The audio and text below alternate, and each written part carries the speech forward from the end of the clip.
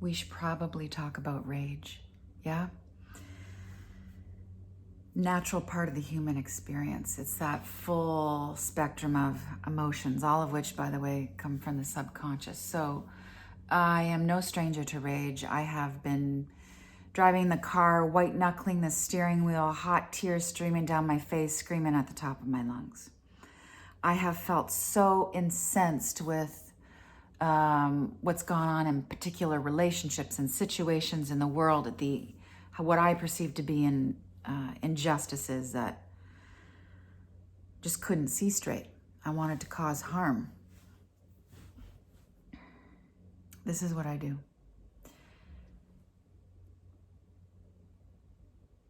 The impact occurs of the decision, the vote, the mandate, the restriction, whatever the situation is that has me feel that kind of gasoline fire, right? There's a toxicity to it.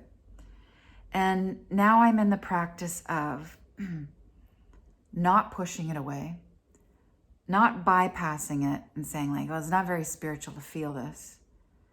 But also not getting hooked by it, not being blinded by the rage. So I stop. And I stop that fire from becoming a wildfire that's going to hurt my own psyche, create more friction within my own nervous system, and possibly hurt somebody else, energetically, emotionally, psychologically. So I stop and I move into stillness. And for me, and I think for lots of us, it's like your choice. This is my work. This is my spiritual warriorship, to be still in the midst of chaos, to be the antidote. And I ask myself whatever the occurrence is that's making me angry, how does this actually affect me right now? And the answer often is, it doesn't. I'm fine. I have a roof over my head. I'm with loving people. I am being breathed by like this universal intelligence. Right now, in this moment, I am good. And that is the micro shift.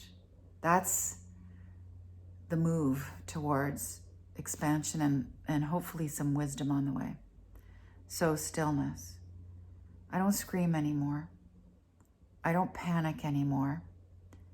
But I do ask, why am I so offended, triggered, and concerned for myself? So I'm still within the realm of just me. How does this affect just me and my life? And usually it has something to do with something unhealed in myself. Some wound around authority issues, being oppressed, repressed, things that I have suppressed within myself. Some way that I have not felt free. Some past harm that was done to me around my own sovereignty. And it's bumping against that scar tissue. And it's taking me out of the moment. So I'm really clear. The rage response is triggering something that's from the past. So that helps me get a little more centered, a little more clear-headed, present, right? Presence is where the power is, where the clarity is, where the love is. Then I move my awareness outward in a sort of a concentric circle. So what's the potential impact or the threat of this decision, this situation on the people that I love, my immediate friends and family? And then am I going to be angry about that? Maybe, maybe not. What's the potential impact of this situation if I move out further on other people who are of my same gender, nationality, community? Yeah, move it out and even further. What's the potential impact of this situation on all sentient beings, on everybody? Everybody who's for, everybody who's against, everybody who said yes, everybody who said no, everybody who sees it in black or sees it in white, and then everybody who's in the center. So hard these days to be in the center, but that's the call. We're being called to stand in the center where we can hold nuance and we can look for common ground, even though we have to dig really deep to find common ground sometimes.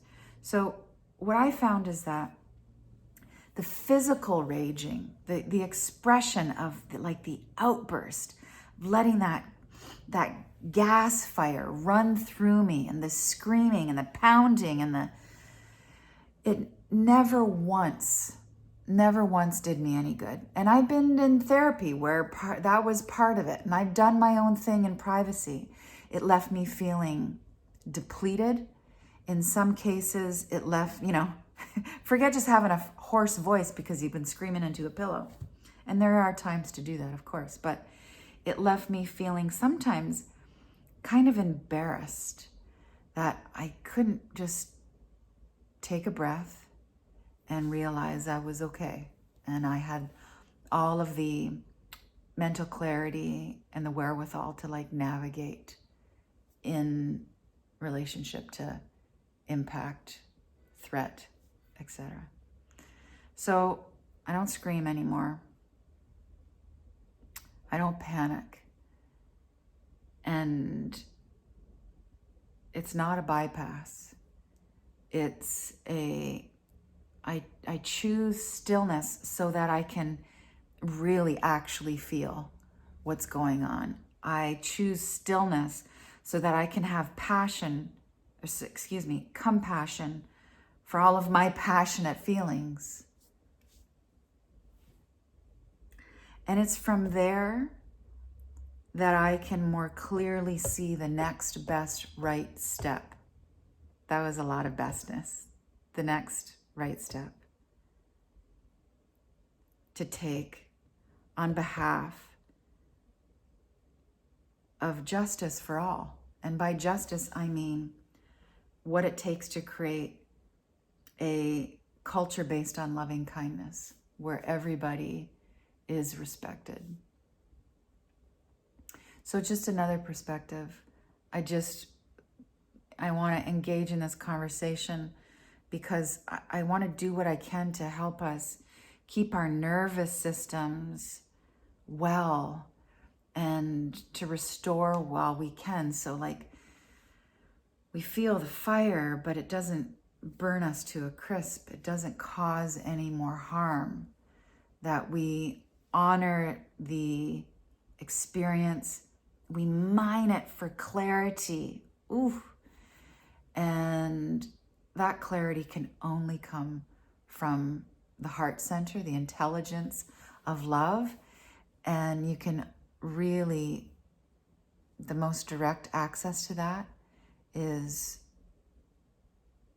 stillness. Yeah, okay. Love.